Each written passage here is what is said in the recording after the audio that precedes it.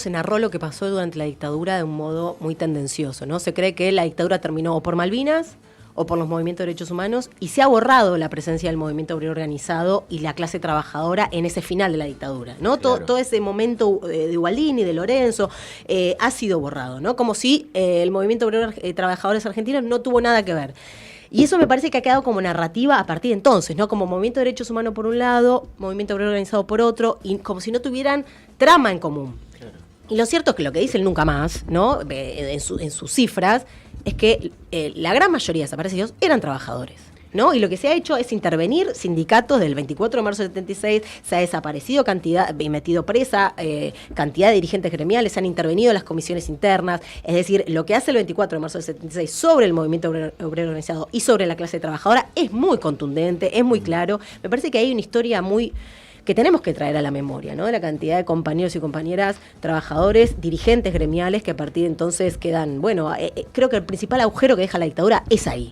Pero me parece cuando además hay una crisis política, no solamente de representación en nuestros términos, sino también hay un descreimiento muy fuerte de la política en buena parte de la sociedad, ¿no? Digo, Milei gana con un discurso antipolítica, entonces eso me parece que también es atendible, ¿no? ¿Qué conducción hoy no solamente podría conducir a todo el peronismo, sino además tener cierta credibilidad para la población? Es muy difícil lo que tiene que suceder. Entonces, por eso sí digo, me parece que hay... Porque si solo estamos esperando al Mesías, ¿no? Si solo estamos esperando que venga un conductor o una conductora nueva, nos deja a nosotros como militantes, como personas que nos identificamos con el peronismo, en un lugar de mucha pasividad, que me parece que es un lugar en el que hemos estado durante mucho tiempo, ¿no? Margaret Thatcher, ¿no? La persona que ha creado el neoliberalismo a nivel global, pero que además lo impuso en Inglaterra muy fuerte. Ella decía, el neoliberalismo no es algo que ataca el bolsillo de las personas, sino que busca conquistar su alma y su cabeza, y su corazón. Claro. Su cabeza y su corazón. Su alma y su corazón, eso, su alma y su corazón. Digo, estamos ante ese enemigo, ¿no? Ante un enemigo que ha conquistado los corazones y las almas de las personas. Entonces, entender también cuál es la disputa nos va a llevar también a entender que no es solamente una disputa por quién nos va a conducir, sino que también tenemos que volver a hablar con las personas, volver a generar trama con esas personas que están más abajo que nosotros, ¿no? Me parece que también hemos distanciado mucho de quienes están peor, y quienes están peor efectivamente también tienen un corazón y un alma que han sido conquistados, y me parece que en todo caso se trata de ver cómo volvemos a reconquistar esas almas y esos corazones, ¿no? Seguimos en vivo en los días más felices en este lunes 25 de marzo, son las 17:15.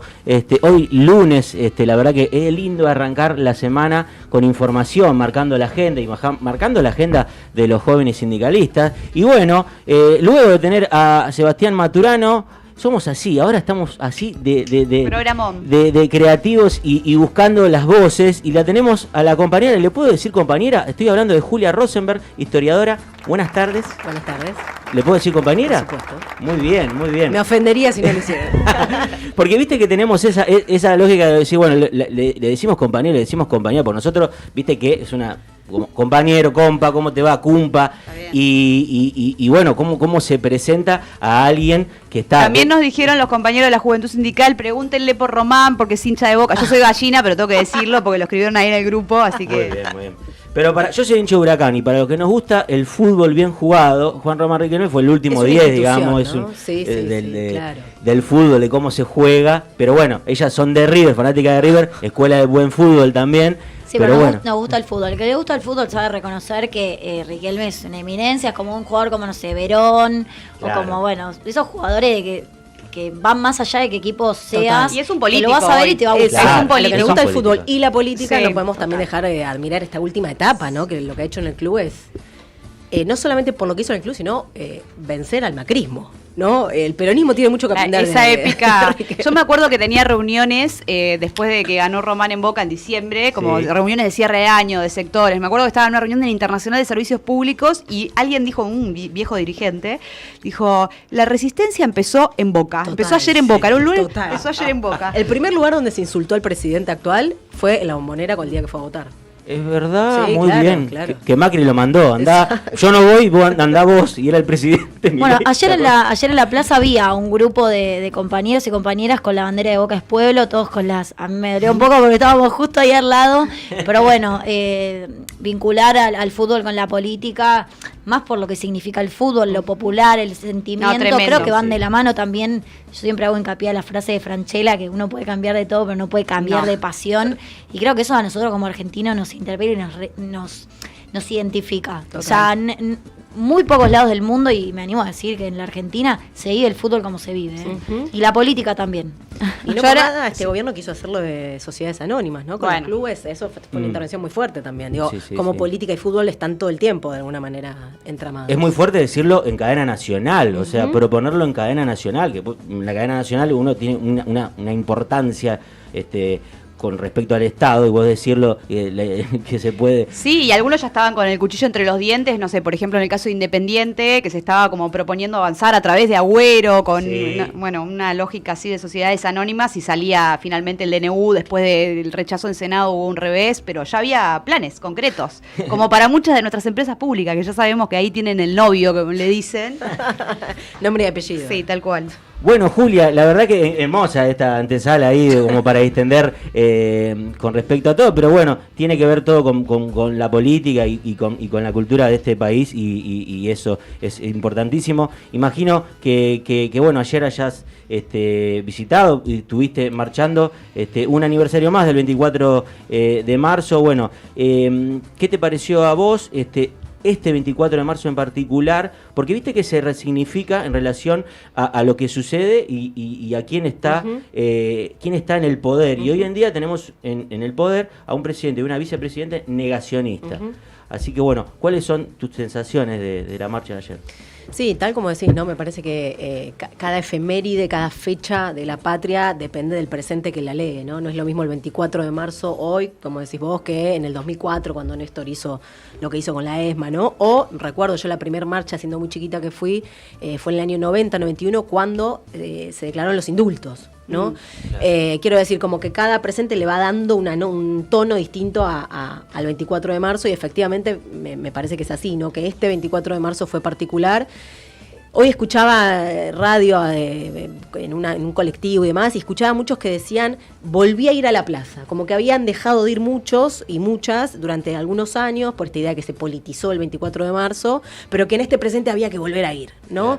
Claro. Y me parece que hubo algo de eso ayer, que hubo una masividad muy notoria. Yo en momentos estábamos en la plaza con compañeros y compañeras y era un cuerpo a cuerpo, ¿no? Y salir, ni te cuento lo que fue. Sí, a mí o sea, también yo me estuve pasó, sí. 40 minutos tratando de salir. Sí. Claro, sí. Incluso saliendo veías mucha gente que llegaba, ¿no? Claro. Entonces me parece que fue un acto muy importante también, porque me parece que desde que ganó Milei con el 56%, ese número tan contundente en balotaje, hay que decirlo, está la duda, ¿no? De qué pasa con nuestro pueblo, ¿no? ¿Qué es lo ¿Qué que pasa quiere? con nuestro Claro, ¿qué pueblo? es lo que quiere nuestro pueblo? Cierta sensación de que de pronto desconocemos a nuestro pueblo, ¿no? Sí. Quiero decir, hay sensaciones extrañas. ¿Por qué ganó alguien como Milei, diciendo todo lo que había dicho en campaña? Y me parece que tanto lo del 24 de enero, ¿no? Esa movilización tan contundente como la de ayer, como la del 8M, son movilizaciones en la calle, en la vía pública, muy numerosas, muy masivas, con una connotación política muy clara, que de alguna manera también nos dan a entender que tampoco ese 56% es tan contundente, ¿no? Claro. Quiero decir que efectivamente ese 56% hay que pensar la derrota del peronismo en las últimas elecciones, sin dudas, pero que me parece estas movilizaciones nos dan también cierto aire a pensar de que no está todo perdido, ¿no? Que no está todo perdido, y que la población argentina, parte de ella, su movimiento obrero organizado, las agrupaciones de derechos humanos, la militancia política, tiene todavía signos de vitalidad para responder a los ataques a los que estamos siendo atravesados, ¿no?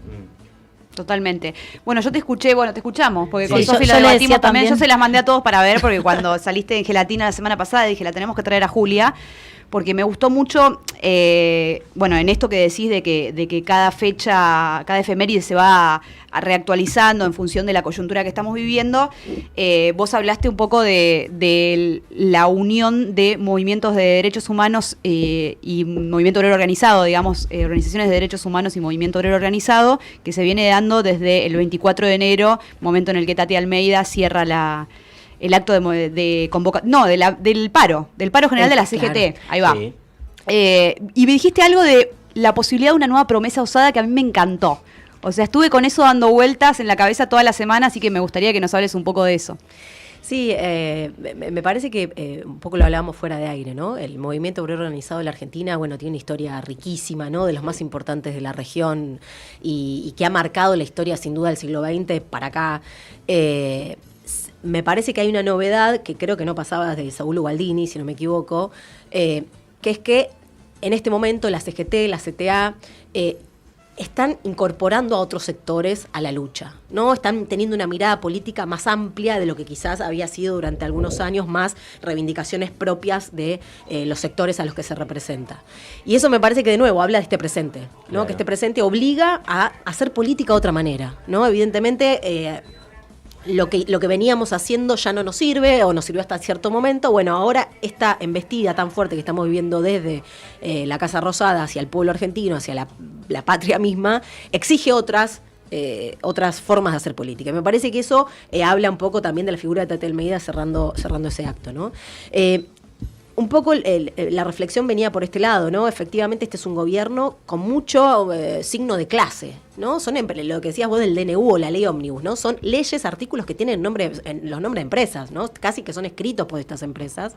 Capital concentrado que busca, de alguna manera, completar, si se quiere, lo que fue el modelo económico de Martínez de Oz, ¿no? Que tuvo otra estocada fuerte con Domingo Cavallo y que ahora de alguna manera viene a completar eso, que es efectivamente, lo dijo Sturzenegger, ¿no? Desestructurar a la sociedad argentina, y cuando dice desestructurar es romper sindicatos, romper comunidad y que el individuo prime por sobre todo. Bueno, de alguna manera me parece que es en estos momentos cuando la embestida vuelve a ser tan fuerte en ese sentido, donde justamente los sindicatos, las comunidades, las organizaciones tienen que volver a fortalecerse mucho, ¿no?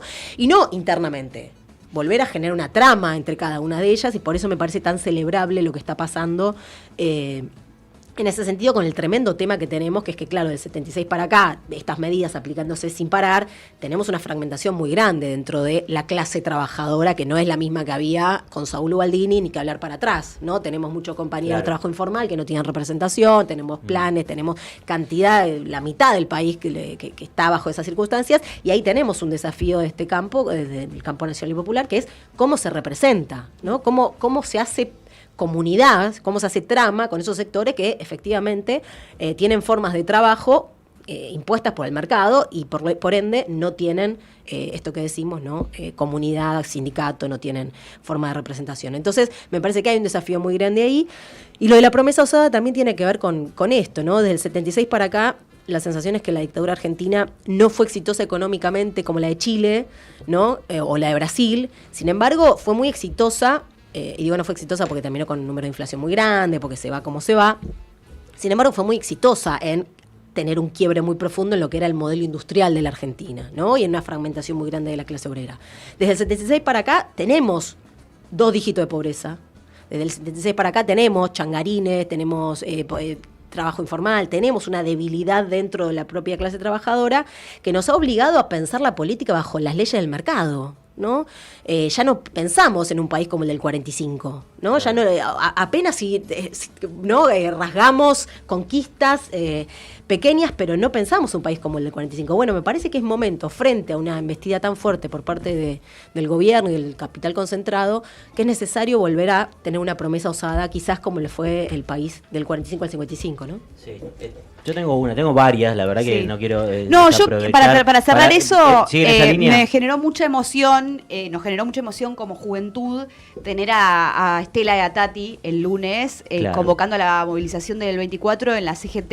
En el Vallese. Sí, en nuestro Salón Felipe Vallese. Y nada, otra cosa que dijiste vos y que también me resonó un montón es algo del discurso de Tati del 24 de enero, de esto de la identidad de sus hijos, sus nietos. Trabajadora de los desaparecidos. Exacto, eso me parece fue fuertísimo, con una fuerza, lo mismo que la promesa osada, esa frase, porque te lo iba a decir, antes de eso, ella dice eso, y después tira lo de la promesa osada. Ya no militantes idealistas. Claro, exactamente. Sino trabajadores militantes. Me parece que también del 83 para acá no se narró lo que pasó durante la dictadura de un modo muy tendencioso, ¿no? Se cree que la dictadura terminó o por Malvinas o por los movimientos de derechos humanos, y se ha borrado la presencia del movimiento obrero organizado y la clase trabajadora en ese final de la dictadura, ¿no? Claro. Todo ese momento de Ubaldini, de Lorenzo, ha sido borrado, ¿no? Como si el movimiento obrero trabajadores argentinos no tuvo nada que ver. Y eso me parece que ha quedado como narrativa a partir de entonces, ¿no? Como movimiento de derechos humanos por un lado, movimiento obrero organizado por otro, y como si no tuvieran trama en común. Claro.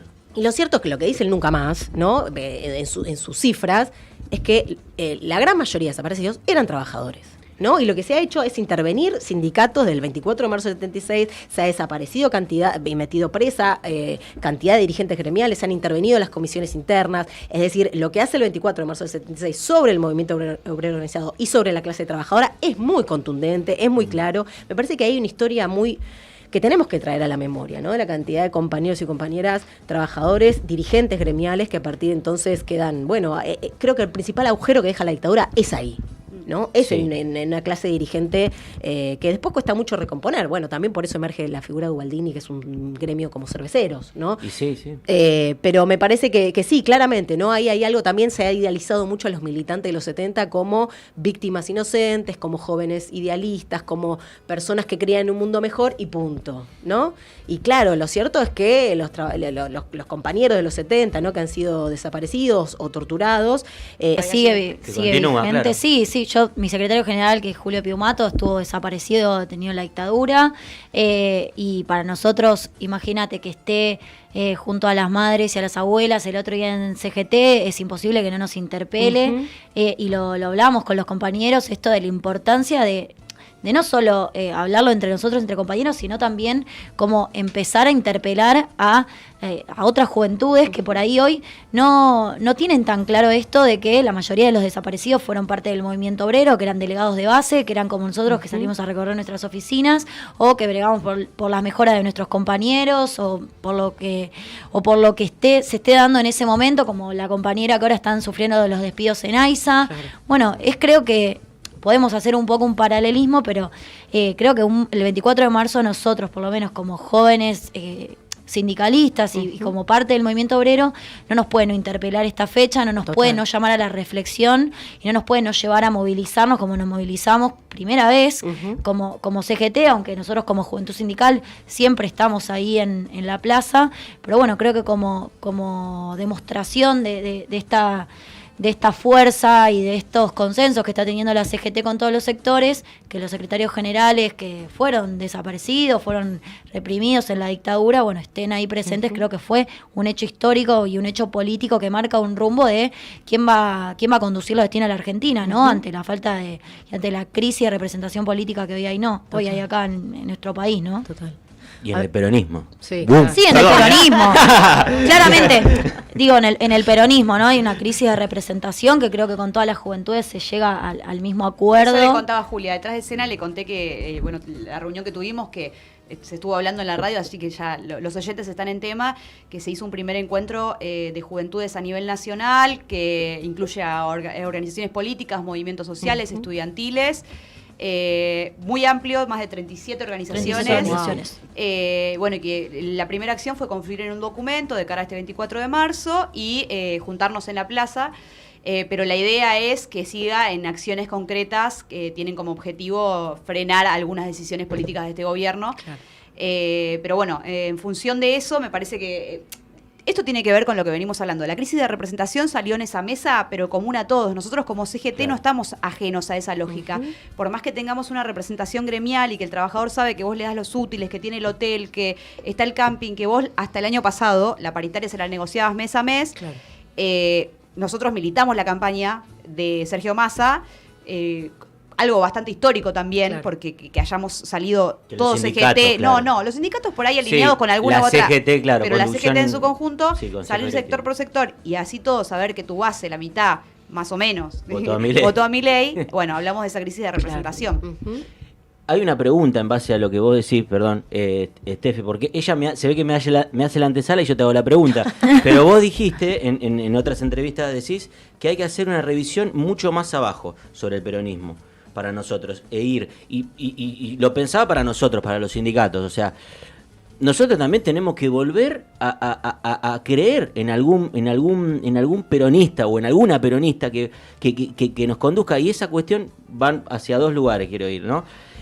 Porque siempre nos basamos en que el peronismo tiene que tener un líder o una líder fuerte y que conduzca y que nos lleve, y en relación a las bases, que decís mucho más abajo, ¿qué es lo que hay que hay que volver a los barrios, volver a las empresas, volver a la fábrica? Nosotros lo hicimos en la campaña y se ve que no bastó el año pasado.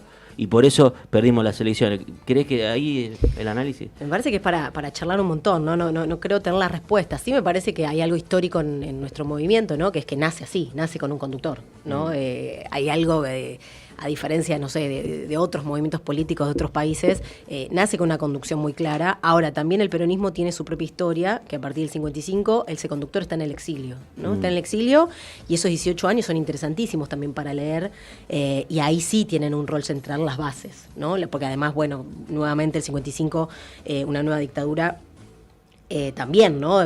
Toda la clase dirigente gremial la mete presa, ¿no? Claro. Están exiliados algunos otros, entonces ahí empieza a haber un movimiento de base, la llamada resistencia peronista, que es fundamentalmente un movimiento de base muy, muy importante. Y en ese sentido, me parece, ¿no? Cuando la conducción empieza a estar en cuestión, o no está clara quién es esa conducción, por los motivos que sean, que no nos vamos a meter ahora, pues estaríamos hasta las 12 de la noche, pero me parece cuando además hay una crisis política, no solamente de representación en nuestros términos, sino también hay un descreimiento muy fuerte de la política en buena parte de la sociedad, ¿no? Digo, Milei gana con un discurso antipolítica, entonces eso me parece que también es atendible, ¿no? ¿Qué conducción hoy no solamente podría conducir a todo el peronismo, sino además tener cierta credibilidad para la población? Es muy difícil lo que tiene que suceder.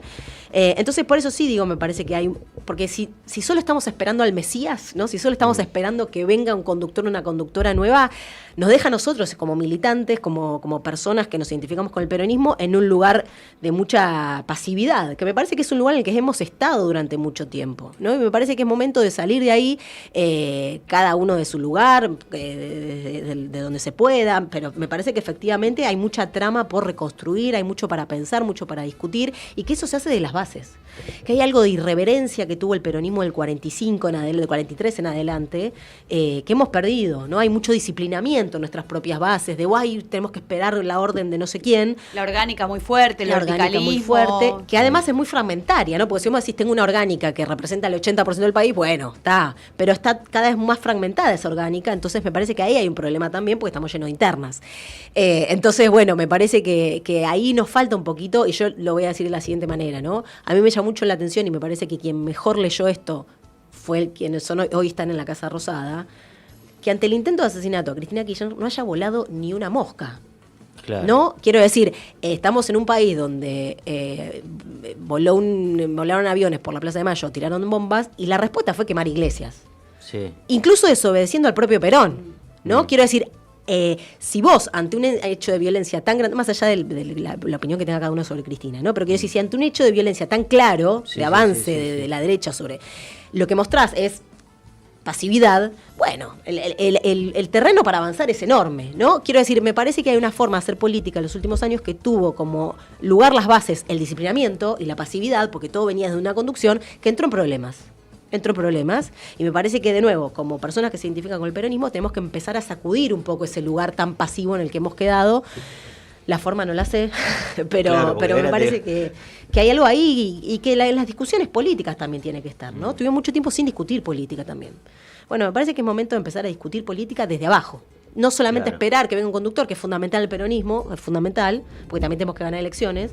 Claro. Pero me parece que la discusión del peronismo no puede ser solo ganar elecciones, porque en el 2019 ganamos las elecciones y no hicimos un buen gobierno. Es que eso te iba a plantear, porque creo que nosotros transitamos el gobierno de Macri y el peronismo o todas las fuerzas populares armaron el gran frente de todos, que bueno, que lo lleva Alberto Fernández a ser el presidente junto a Cristina como vice, pero después como que en términos generales no da resultado, no es un gobierno que vos digas, bueno, creo que me voy a meter estoy haciendo yo un análisis, ¿no?, de lo que fue el gobierno. No, autocrítica tenemos que pero, hacer. Claro, pero por eso, pero Macri junto al frente de todo. Nosotros armamos la Unión por la Patria con porque el último año fue de Massa, que estuvo liderando Massa, y digo, ahora hay como una posibilidad de reorganizarnos nuevamente, pero bueno, cuáles serán esas bases, cómo se va a reorganizar el campo popular, y ahí el peronismo, nosotros, los sindicatos, bueno, ¿cómo vamos a hacer? ¿Podemos llegar a ser el músculo? ¿Vos creés que el movimiento obrero puede llegar a ser el músculo del peronismo principal? Yo creo que lo está haciendo, ¿no? De alguna manera está pasando. ¿Te sorprendió el paro en 45 días de haber asumido? A ver, me parece que sí, me sorprendió, no me lo esperaba, la verdad que no me lo esperaba, porque... A nosotros también. Sí, claro, porque fue muy contundente la derrota, ¿no? Fue muy contundente, claro. Y creo que todavía estábamos un poco golpeados, y Sí. ese accionar tan rápido me pareció políticamente muy interesante, ¿no? Pero respecto a lo electoral, ¿no? Podemos juntarnos e intentar ganar elecciones, y volviendo a lo de la promesa osada, ¿no? O si se quiere a... ¿qué DNU sacaríamos nosotros si asumimos mañana? No está claro.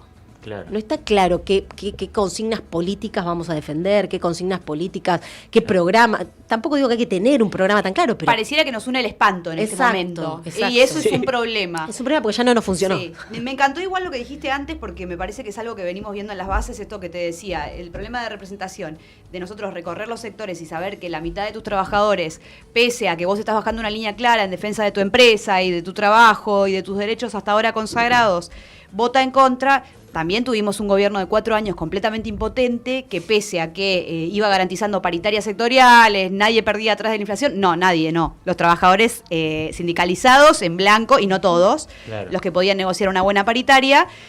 Pero los trabajadores no son una isla, que nuestros trabajadores, esto también te lo decía fuera del aire, que nuestros trabajadores tengan derechos, hotel, paritaria, aguinaldo y premios por presentismo, no hace que no perciba la realidad familiar del jubilado que cobra la mínima, lo de la pareja que por ahí está contratada monotributista. Hoy tenemos más del 55% de la población en el mercado informal. Entonces, digo, tenemos realmente problemas, y tenemos muchos problemas para conducir a esa base. Digo, yo te decía, por ejemplo, el caso nuestro del paro, que tuvimos que hacer sectorial hace 2 semanas, cuando salimos a convocar a la gente y explicar la necesidad de hacer un paro para establecer un canal de diálogo con el gobierno. La gente hasta llegó a proponer, no, yo vengo igual y te hago paro de brazos caídos, que en otro momento era impensado. O sea, la conducción bajaba un mensaje y se acataba el mensaje, Claro. ¿no? Como...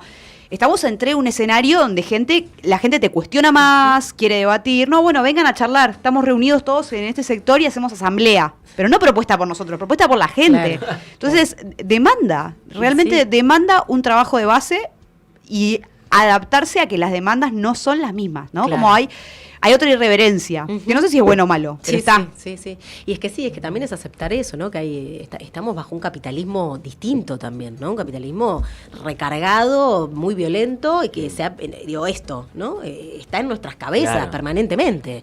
Entonces, bueno, quizás hay que buscar nuevas herramientas, también nueva creatividad de la lucha popular, ¿no? Que también tiene que emerger. Digo, así como a fines de los 90 que nacieron los trabajadores ocupados y inventaron una herramienta como fue el pique del corte de ruta, que bueno, más allá de la crítica no puedo tener o no, digo, fue una herramienta de lucha muy importante a fines de los 90. Bueno, me parece que también hay una creatividad política que va a tener que emerger de esta nueva crisis, que no sabemos cuál será, pero que el pueblo argentino es muy rico en esa creatividad, ¿no? Y bueno, se verá cómo se combate esto, ¿no? Estoy señalando el celular, que entra en nuestras cabezas permanentemente, y hay compañeros que, bueno, aún teniendo todos los derechos, creen que merece, no sé, ser un influencer y ganar, no sé, digo, como esas lógicas que están ahora, que son muy difíciles de combatir, ¿no? Eso, estaba pensando un poco lo que decía Steffi recién, de esto de que nosotros vamos a nuestro lugar de laburo, hablamos con los compañeros, sabés que tienen vacaciones, tienen el sindicato a disposición, tienen convenios con universidades, digo, todo para nuestros trabajadores, pero cuando uno va a los barrios y vos le querías interpelar a una persona que por ahí ni siquiera trabaja 4 horas, 8 horas, 12 horas en un taller y no tiene ningún derecho por estar claramente fuera del sistema de trabajo formal, y le decías, che, vos tenés que votar a un candidato como Sergio Massa, que fue el candidato a presidente que más adhesiones tuvo de parte de todos los sectores, porque nunca se vio una candidatura desde el movimiento obrero, universidades. Todos los sellos. Todos los sellos. Todos los sellos. Tiene todos los sellos, pero cuando vos vas a la base, vas un poco más abajo, a los últimos te decían, ¿y qué derecho me van a sacar si yo no, qué derecho me van a dar? Yo no tengo ningún derecho. Entonces, y aparte siendo el ministro de Economía, ¿no? Sí. No, Claro. o estábamos en el momento ese de la campaña del miedo que nos salió pésima, de vas a perder, y la gente te decía, yo no tengo más nada que perder. Yo no tengo nada, aparte de de que le hablábamos el año pasado un poco que el síndrome del equilibrio del trabajador pobre, porque era el trabajador que tenía un trabajo formal y sin embargo a fin de mes era pobre porque estaba bajo la línea de la pobreza. Digo, pensar un poco también en nosotros, claramente que hacemos una autocrítica, ¿no? Cómo interpelamos a la gente que hoy está abajo de todo, que hoy está por ahí en una situación que está asistiendo a un comedor, que no Claro. ni siquiera le mandan un bolsón de comida, o a los estudiantes que tienen un desfinanciamiento de las universidades públicas, los colegios públicos y demás. Digo, el trabajo nuestro también de cómo empezar a interpelar a ciertas juventudes. Hablábamos un poco hoy del discurso maquiavélico de Villarruel, cuando trata de interpelar a las juventudes y a las... Yo creo que la imagen positiva hoy del gobierno sigue teniendo una imagen positiva, ¿no?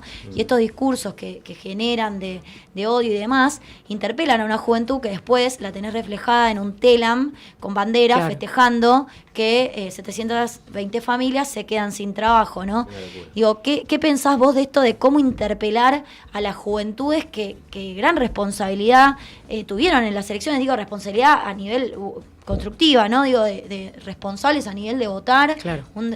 Responsables cívicamente, porque claramente acá la diferencia de la dictadura es que acá se gana democráticamente, ¿no? Un presidente no es que Total. vino y se impuso. No, creo que hubo una elección, hubo una democracia de por medio, que digo, ver un poco, hacemos siempre el análisis de cómo llegamos a esto, ¿no? Pero digo, no sé qué pensás un poco vos. Sí, creo que es muy difícil. Para ir cerrando, creo que nos están pidiendo cerrar. Sí. Digo solamente esto.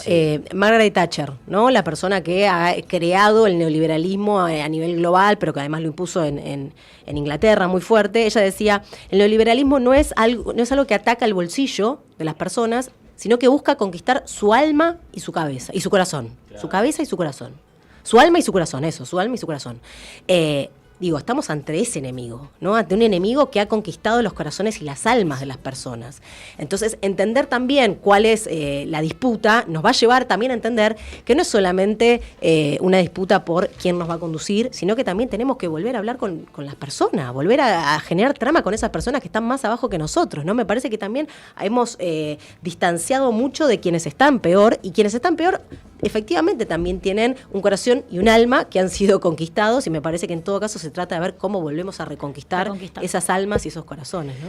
Excelente, Julia. La verdad que me quedaría charlando porque me quedó pendiente, porque la verdad te iría a felicitar por Eva y las mujeres, ese gran libro. Pero hablamos el año pasado igual de Eva y las mujeres, ¿te yo acordás? sé, lo que pasa es que yo quería preguntarle, porque de Eva se habla mucho, pero bueno, era Yo la tengo pregunta, otras como es cuestiones. historiadora. Estamos a días del 30 de marzo, fecha Yo le quería preguntar por histórica para el Isabel. movimiento obrero. Yo le quería preguntar por Che, el otro día Isabelita. estuvimos Le hablando. quería preguntar por, Venite otro por día, venite otro Cámpora, día. Tenemos un montón de Sí, temas. yo quería preguntar por la primera movilización de Saúl Ubalín a la dictadura, que estamos ahí nomás de Claro. eso. Sí, tenemos que traer de nuevo. Dale. Bueno, Así. pero entonces sí, Espectacular. tiene que venir la semana que viene. ¿Cuándo? ¿Cómo? Sí, Agendamos en breve.